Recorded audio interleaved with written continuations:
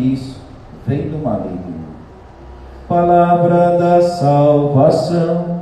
Glória a vós, Senhor. Ó Deus, que instruísse os corações dos vossos fiéis com as luzes do Espírito Santo, fazer que apreciemos retamente todas as coisas, segundo o mesmo Espírito, e gozemos sempre da sua consolação, por Cristo Senhor nosso. Amém. Eu creio nas promessas de Deus, eu creio nas promessas de Deus, eu creio nas promessas do meu Senhor. Eu creio.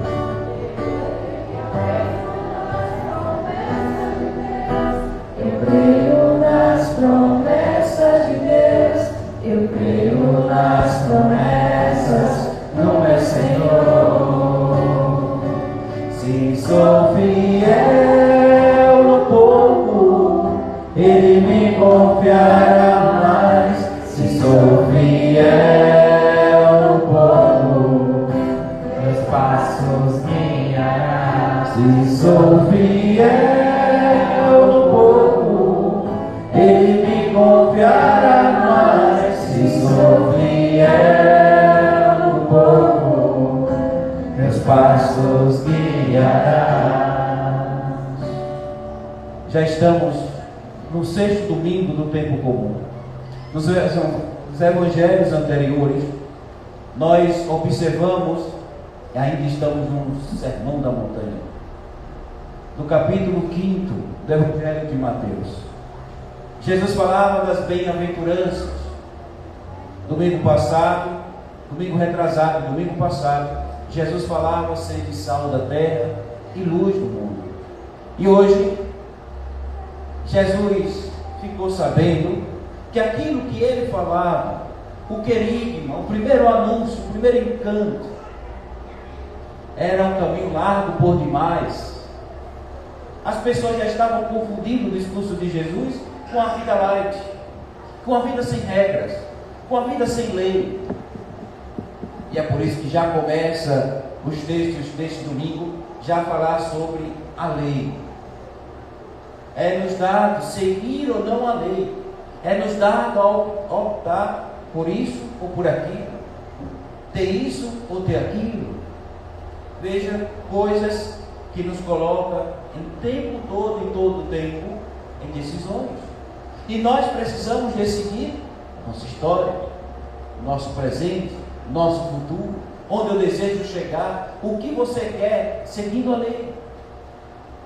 Jesus criticava severamente todos aqueles e aquelas que rigorosamente, sem nenhuma caridade, seguem a lei, são os legalistas, e esquecendo de pegar esse espírito da lei.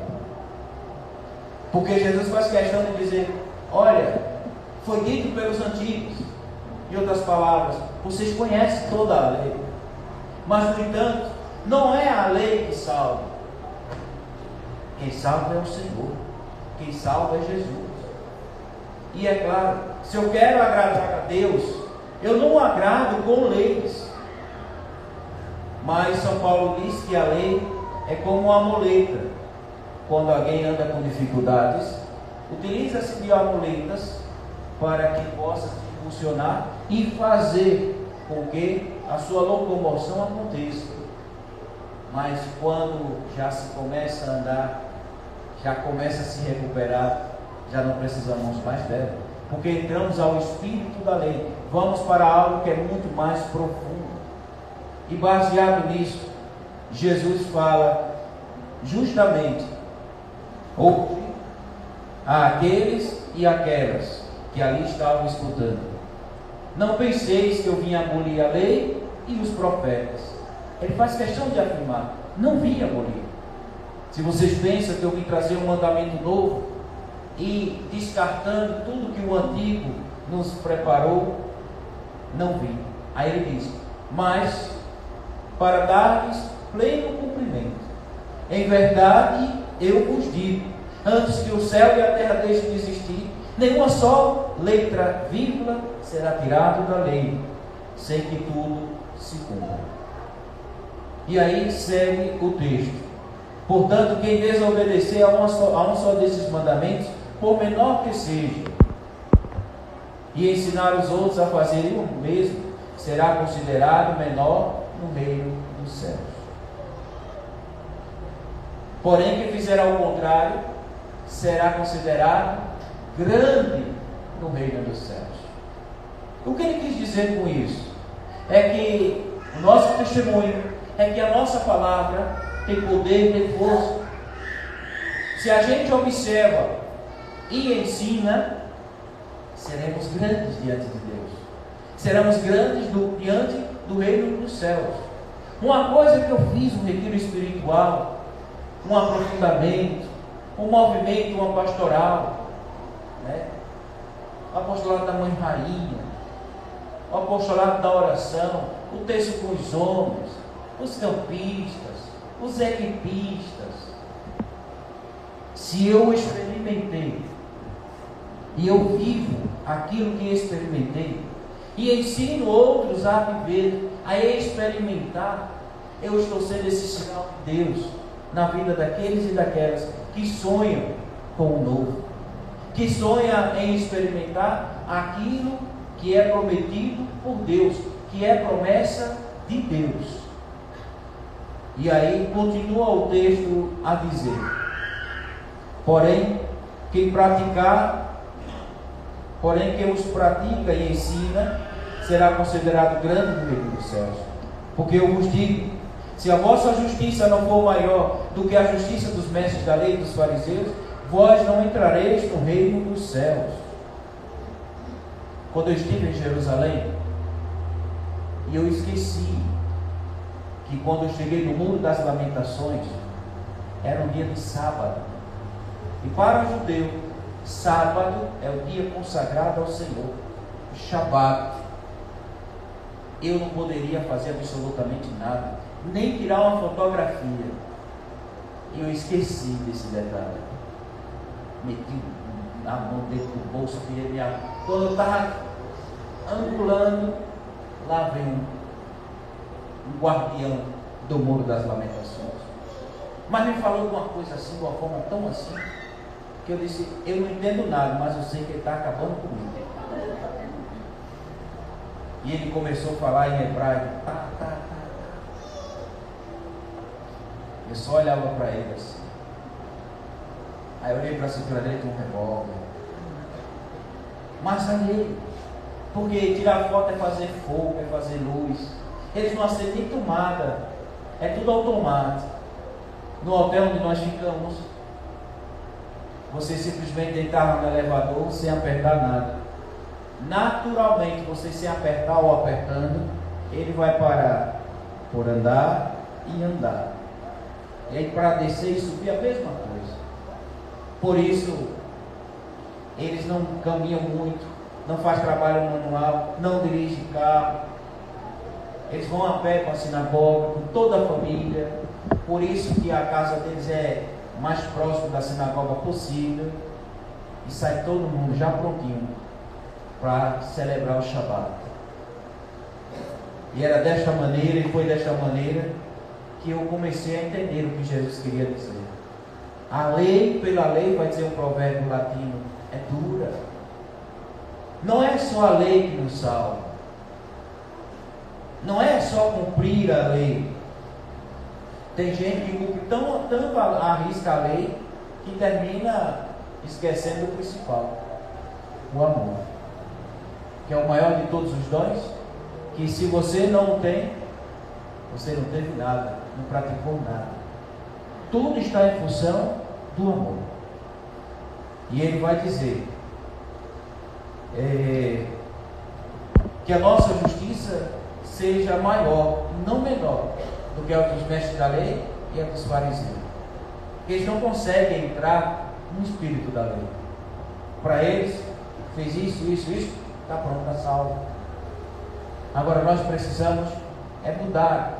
Aí Jesus vem justamente aperfeiçoar. Não vem para abolir, mas para dar pleno cumprimento. E ele vai aprofundar as leis que naquele tempo e que até hoje a gente observa. Vós ouvistes o que foi dito aos antigos: não matarás. Não matarás. Quem mata será condenado pelo tribunal. Esta é a lei. Quinto mandamento. Qual é o quinto mandamento? Não matar. Eu, porém, vos digo: todo aquele que se encolariza com seu irmão será réu em juízo. Quem disser a seu irmão patife será condenado pelo tribunal. Quem chamar seu irmão de tolo será condenado ao fogo do inferno. Porque existem várias formas de matar alguém.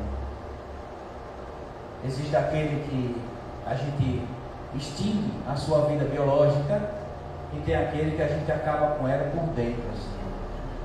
E ainda vivo, já está morto. Aquele que você jogou praga, aquele que você reclamou, aquele que você julgou, aquele que você fofocou. Isso é uma forma de matar. Porque a gente mata de diversas as formas. Tem pessoas que por uma palavra passou o dia todo triste. Passou o dia todo afastado da graça de Deus. E entrou numa depressão profunda que passa aí deu muito trabalho. Por conta de uma palavra mal colocada, mal direcionada. Porque a palavra tem o poder de matar, mas também tem o poder de ressuscitar. O poder de fazer viver. E ainda diz que não é apenas o seguir a lei. Ah, eu não matei. Tem gente assim: eu não mato, não roubo, então não tem pecado não, Paulo. Isso eu estou aqui para quê? Só para olhar para mim, para dizer uma pessoa bonita? Não.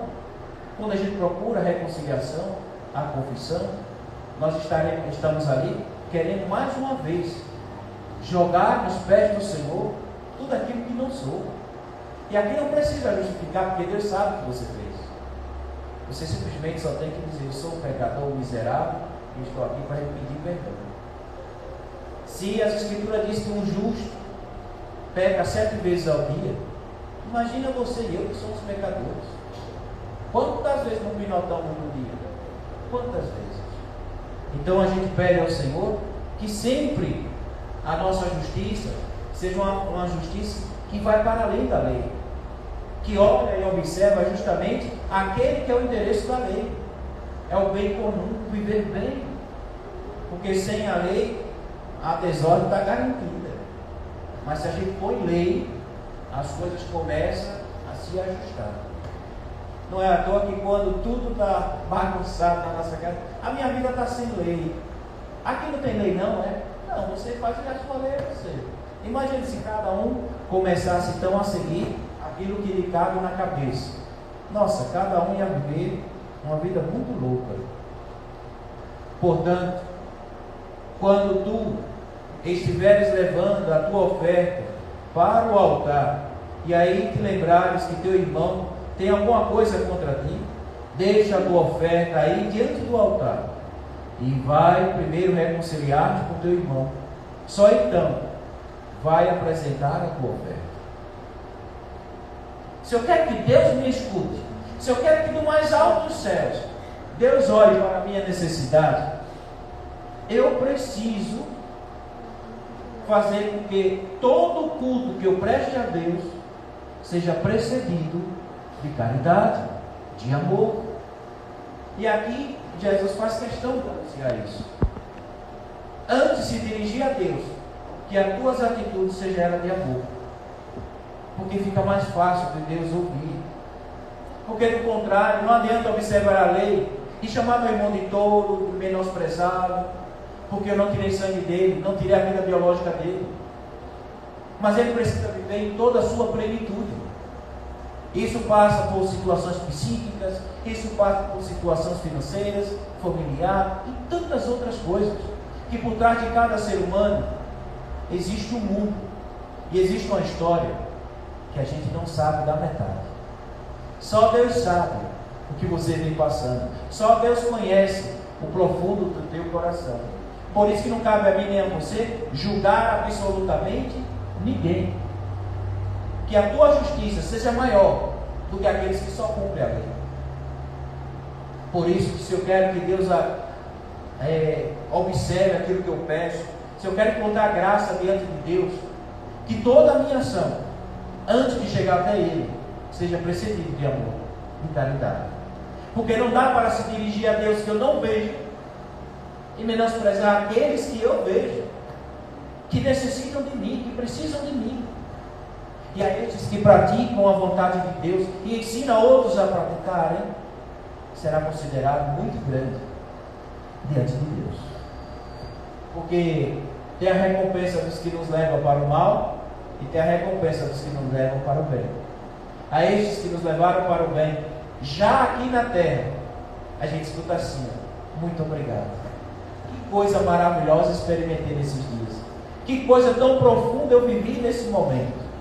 E é por isso que eu, você, todos nós, quanto mais ajudamos aqueles a se encontrar com Deus, mais feliz será a nossa vida, mais feliz será a nossa história. O problema tudo é que nós queremos mostrar, queremos anunciar a nós mesmos e esquecemos de anunciar aquele que é tudo amor. Jesus começou a ser mal compreendido quando ele propôs o sermão da montanha, que fizer isso, tem aquilo, com perseguições, depois ser de sal, ser de luz. O discurso é lindo, maravilhoso. Esse discurso vai até o capítulo 6. A gente vai encontrar um discurso grande que Jesus faz. Mas hoje, ele faz questão de mostrar a nós que não é apenas aquele caminho lá, mas o amor é exigente. O amor pretende mostrar ao outro, principalmente ao meu irmão, o quanto ele é amado pelas suas atitudes, por aquilo que Deus coloca. E veja, Jesus faz questão de mostrar, porque afinal de contas ele está falando com a assembleia religiosa. Antes de vocês rezarem e porventura lembrar-se que tem alguma coisa, se algum irmão tem alguma coisa contra ti, não é você com ele. Se ele, teu irmão, amigo, tem alguma coisa contra você, deixa a tua oferta diante do altar, volta, reconcilia-te com teu irmão e depois vem se dirigir a mim. Olha que negócio. Porque a gente não dá oportunidade de Deus ser Deus. A gente tem um amigo, a gente tem uma intriga, a gente tem uma confusão com o vizinho, com o filho, com a filha. A gente esquece de primeiro dizer: Senhor, ilumina-nos. Reza. Quando alguém começar a brigar com você, começa a rezar. Você vai ver. Começa a dissolver. A raiva passa e fica mais fácil a gente dialogar. Mas se você bate boca, outro bate boca, se você dá um murro, outro bate um murro, se dá um tiro, dá um outro tiro, só deixar um nele para parar. Que é o que se acontece. Antigamente era dente por dente e olho por olho. Mas daqueles que conhecem a Deus, aqueles que fizeram a experiência com Jesus, não é dado o direito de voltar à vida antiga. Conhecer a Jesus é conhecer o mandamento do amor. Ele, por natureza, é para nós o motivo da nossa conversão, o motivo da lei. Jesus é a lei. Porque reconcilia-te com teu irmão, com teu adversário, enquanto caminha para o tribunal. Nós todos, sem exceção, prestaremos contas a Deus de tudo que a gente fez ou deixou de fazer. Prestaremos contas de tudo a Deus. Então, por mais que você queira correr, por mais que você queira fugir, não conseguiremos. Prestaremos contas diante de Deus. Estamos caminhando para o justo juiz. E este justo juiz nos dará a recompensa daquilo que a gente fez durante esta vida. Lembre-se, ir para o inferno ou ir para o céu depende muito de como você espalhou o seu sim e como você espalhou o seu não. E aqui Jesus faz questão de dizer: não jureis por nada.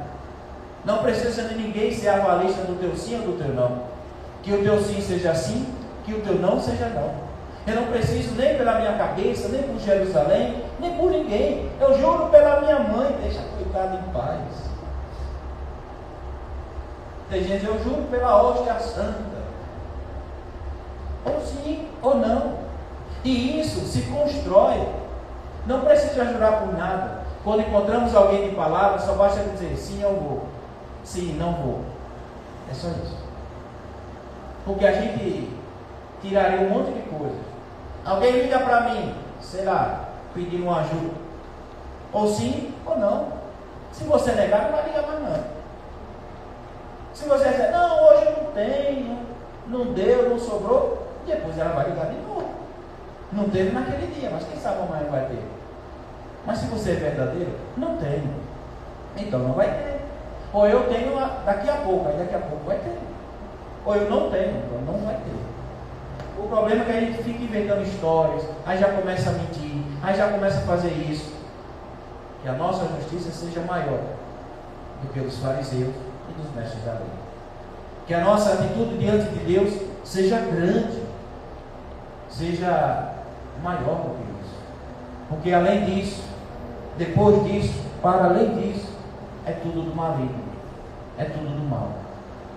Que as nossas atitudes, que o nosso sim, que o nosso culto prestado a Deus seja de fato precedido de amor e de caridade. Porque é muito bonito e é muito bom a gente saber que Deus do mais altos céus escuta aqueles que têm um coração livre, aqueles que sabem pisar neste chão, mostrando o quanto Deus é bom, mas no amor, sem esquecer a regra, sem esquecer quem é Deus. Mas se a gente ama uns aos outros, pode ter certeza, Deus escutará o nosso clamor. Do mais alto dos céus, Ele vai escutar aqueles que têm um coração pobre, livre. O coração pobre significa aquele que necessita de Deus, aquele que olha em Deus e espera tudo, porque Ele tem tudo que nós necessitamos para este mundo e para o mundo vindouro. O meu culto, as minhas orações, o que eu presto diante de Deus, deve ser tudo precedido de caridade. Afinal de contas, estamos todos nesta caminhada, estamos todos querendo encontrar o amor verdadeiro, porque andamos batendo uns aos outros, machucando e ferindo, em busca do verdadeiro amor, e não do falso amor. O verdadeiro amor que me preenche, que me cura, que me salva e que me liberta. Este amor é Jesus. E Ele hoje abre a boca, continuando o sermão da montanha, continuando os desígnios de Deus na vida e na história. Que o nosso sim seja sim, que a minha atitude diante de Deus seja o mesmo diante dos homens, e a diante dos homens seja o mesmo diante de Deus, até porque podemos enrolar todo mundo, menos a Deus. Porque a noite para Deus é como um dia, não tem como a gente se esconder dele.